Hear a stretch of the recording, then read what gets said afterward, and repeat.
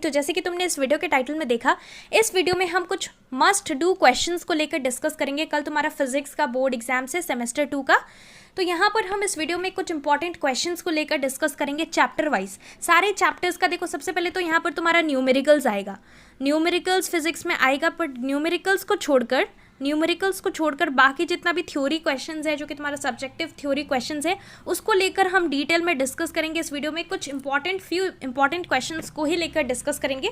बाकी मैंने ई book launch किया था, उसमें क्वेश्चंस के साथ साथ आंसर्स, सारा important solutions, questions plus solutions are provided. यहाँ पर इस वीडियो में हम कुछ इंपॉर्टेंट क्वेश्चंस को लेकर डिस्कस करेंगे, जो कि तुम्हें सेमेस्टर 2 के लिए प्रिपरेशंस करना है। अब ऐसा नहीं है कि तुम सिर्फ यही क्वेश्चंस प्रिपेयर करोगे, only few questions are included. यहाँ पर only few questions are there, पर ये मस्ट डू क्वेश्चंस है। यानी कि अगर तुमने साउंड चैप्टर पढ़ा है, डेफिनेटली तुमने पढ़ा होगा क्योंकि ये सिलेबस के अंदर है और यहाँ से क्वेश्चंस आएगा। तो साउंड चैप्टर में से या फिर तुम्हारा इलेक्ट्रोमैग्नेटिज्म, जो भी चैप्टर तुम्हारा आ रहा है, सारा चैप्टर से हम कुछ मोस्ट इंपॉर्टेंट यानी कि मस्ट डू क्वेश्चंस है। बाकी सारा चीज़ भी तुम्हें करना है, पर ये सारा क्वेश्चंस तुम्हें वेरीफाई कर लेना है, एक बार चेकआउट कर लेना है कि तुमने अभी तक जितना भी प्रिपरेशंस किया, whether you have to confirm whether you have studied all these portions, all these questions और नॉट। अगर तुमने नहीं पढ़ा है, तुमने साउंड चैप्टर पूरा कंप्लीट कर दिया, लेकिन यहाँ पर कोई भी टॉपिक्स या फिर कोई भी क्वेश्चन जो कि मैंने तुम्हें ऐसा यहाँ पर बताया इंपॉर्टेंट, और तुमने अगर वो पॉइंट नहीं पढ़ा है, वो क्वेश्चन नहीं पढ़ा है, तो उसको एक बार पढ़ लेना। सब्जेक्टिव क्वेश्चंस हम डिस्कस करेंगे। न्यूमेरिकल्स के लिए there is no suggestion, numericals तुम्हें अपना बुक से प्रैक्टिस करना है। ई बुक में भी मैंने जो प्रोवाइड किया है उसको प्रैक्टिस करो, पर एडिशनली तुम्हें अपने बुक से भी प्रिपेयर करना है, यानी कि बुक से भी प्रैक्टिस करना है न्यूमेरिकल्स। फर्स्ट है तुम्हारा साउंड चैप्टर। साउंड चैप्टर में तुम्हारा डेफिनेशन ऑफ रेजोनेंस। रेजोनेंस एक बहुत इंपॉर्टेंट टॉपिक है, इसका डेफिनेशन देख लेना। उसके साथ साथ necessary condition for the resonance to take place, ये चीज़ पढ़ लेना। एग्जाम्पल्स ऑफ रेजोनेंस अपने बुक से देख लेना। तो रेजोनेंस एक बहुत इंपॉर्टेंट टॉपिक है तुम्हारा साउंड से। तो अगर तुमने पूरा साउंड चैप्टर में से कुछ छोड़ा है या फिर कुछ भी पढ़ा है, पर एक बार रेजोनेंस देख लेना। रेजोनेंस बहुत इंपॉर्टेंट टॉपिक है। उसके बाद नेक्स्ट है डेफिनेशन ऑफ फोर्स्ड वाइब्रेशन।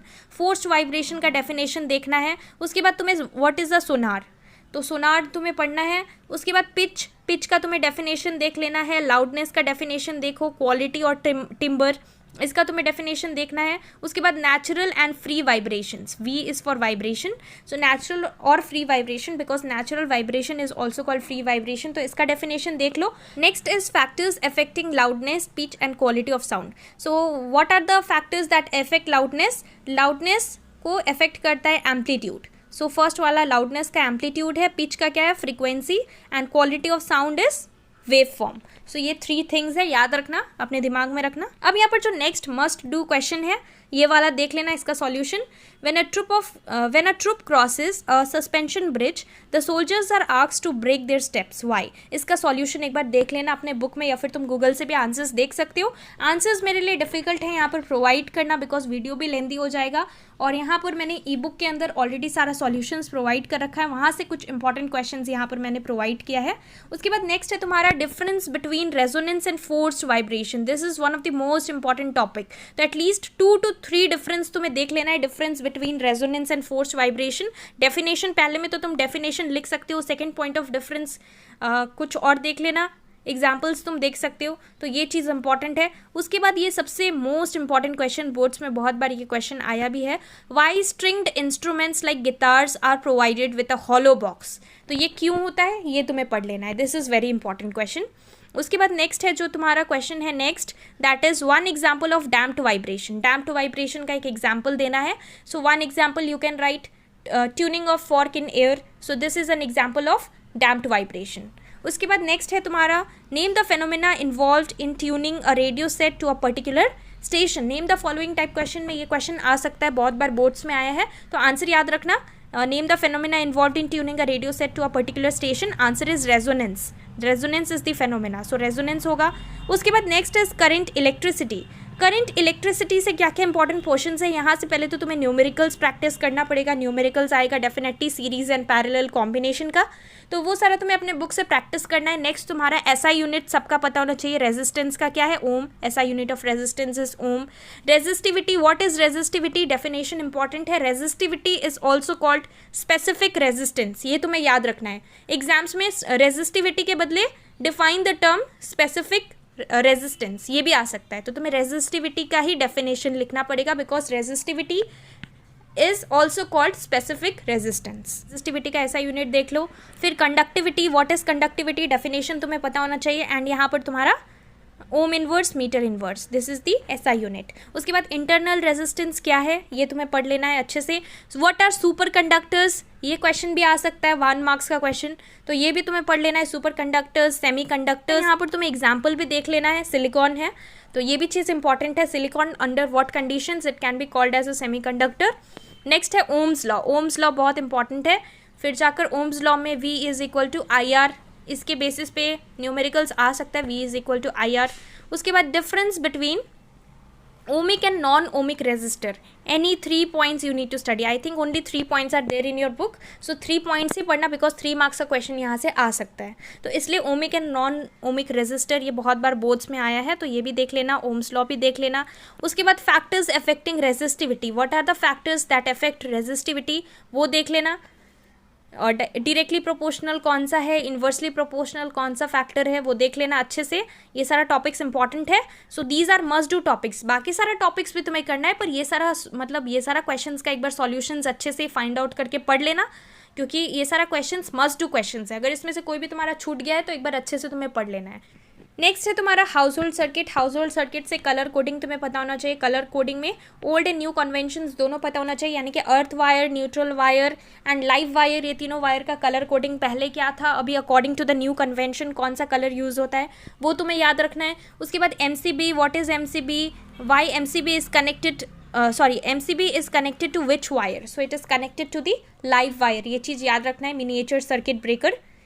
उसके बाद है to which wire is fuse connected and to which wire metal case of a geyser is connected. दोनों का अलग अलग आंसर है। To which wire is fuse connected, live wire, metal case of a geyser it is connected to earth wire, so तुम्हें ये याद रखना है, अर्थ वायर।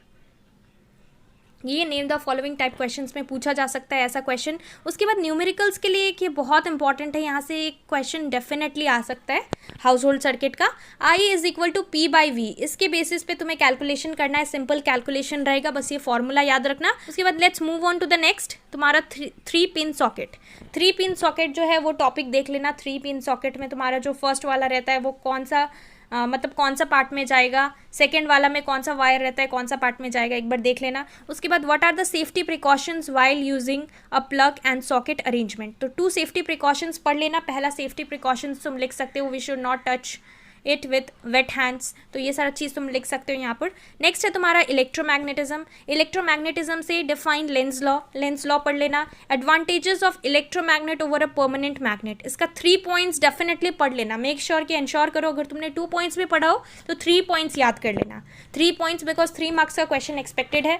तो इलेक्ट्रोमैग्नेट का एडवांटेजेस क्या क्या है, डिफरेंस तुम लिख सकते हो, दोनों का बीच में क्या डिफरेंस है। उसके बाद नेक्स्ट है तुम्हारा solenoid. Again this is a very important topic, what is a solenoid, definition पढ़ लेना। फिर लोरेंज लॉ भी इंपॉर्टेंट है। Then 3 differences between AC and DC, AC and DC, alternating current and direct current, इसके बीच में क्या डिफरेंस है, 3 डिफरेंस पढ़ लेना। उसके बाद है नेक्स्ट तुम्हारा way by which we can strengthen the magnetic field in the electromagnet. How can we strengthen the magnetic field in the electromagnet, by increasing the number of turns, तो ये चीज़ भी आंसर है, याद रखना। अब यहाँ पर जो तुम्हारा नेक्स्ट चैप्टर आता है वो है कैलोरीमेट्री, जो कि तुम्हारा सेकंड लास्ट चैप्टर है। कैलोरीमेट्री से देखो यहाँ पर मोस्टली न्यूमेरिकल्स आएगा, ज़्यादा वेटेज रहेगा न्यूमेरिकल्स का, और सब्जेक्टिव यानी कि थ्योरी क्वेश्चंस कम आएगा यहाँ से। पर ये चैप्टर से कुछ मोस्ट इंपॉर्टेंट क्वेश्चंस क्या क्या तुम्हें मेक श्योर करना है कि तुमने ये सब डेफिनेटली तुम्हें पढ़ के रखना है। ये चैप्टर में से अगर तुमने ये सारा टॉपिक्स में से कोई भी टॉपिक छोड़ दिया है या कोई भी क्वेश्चन छोड़ दिया तो इसको जरूर कर लेना। देखो यहाँ पर न्यूमेरिकल्स तो तुम्हें प्रैक्टिस करना पड़ेगा। बिसाइड न्यूमेरिकल्स थ्योरी पोर्शंस में से व्हाट इज अ कैलोरीमीटर, ये चीज़ तुम्हें देखना है। कैलोरीमेट्री का what is calorimetry, it is a process by which, क्या है तुम्हें पता होना चाहिए कैलोरीमेट्री।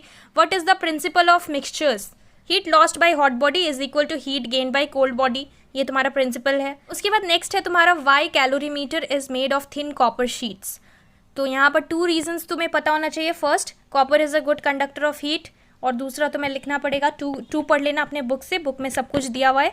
नेक्स्ट है give reason type questions. Give reason type questions में यहाँ पर तुम्हारा बहुत सारा चीज मेंशन्ड है, like why base of a cooking pan is made thick, फिर जाकर why water hot water bottles they are use for fomentation. तो ये सारा टाइप का बहुत सारा क्वेश्चंस है। Why water is used as an effective coolant, ये तुम्हारा स्पेसिमेन पेपर में भी था। अगर तुमने स्पेसिमेन पेपर सॉल्व किया है, लास्ट वाला पार्ट में था, सेक्शन बी का लास्ट पार्ट में, अगर तुमने सॉल्व किया है स्पेसिमेन पेपर तो तुम्हें पता होगा।